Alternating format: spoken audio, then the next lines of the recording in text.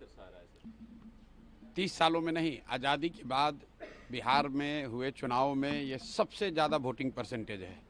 ये दो बातों को दिखाता है। पहला कि जो बात हम लोग पिछले कई महीनों से, बल्कि मैं 1-2 साल से कह रहा हूँ कि बिहार में 60% से ज़्यादा जनता बदलाव चाहती है और पिछले 25-30 साल से जो राजनीतिक विकल्प के अभाव में एक तरह से धीरे धीरे राजनीति को लेकर, चुनाव को लेकर उदासीनता बन गई थी, विकल्प नहीं था लोगों के पास।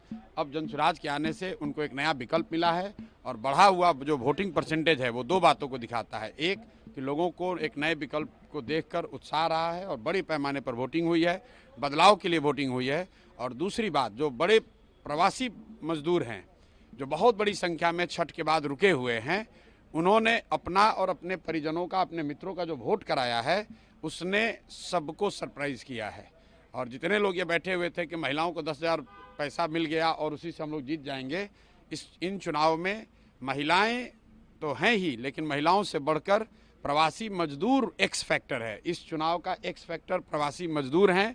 वो क्या कर रहे हैं, वो अपने दोस्तों, मित्रों, परिवार वालों से कैसे वोट करा रहे हैं, इसी से बिहार का चुनाव तय होगा। तो सर जनसुराज कितना कॉन्फिडेंट है अपनी जीत को लेकर के? कितनी सीट? जनसुराज बिल्कुल कॉन्फिडेंट है कि 14 तारीख को आप देखेंगे इतिहास लिखा जाएगा। बड़े बड़े पंडित, कोई ये नहीं बता रहा था कि जनसुराज इस बार इतने बड़े पैमाने पर वोटिंग होगी।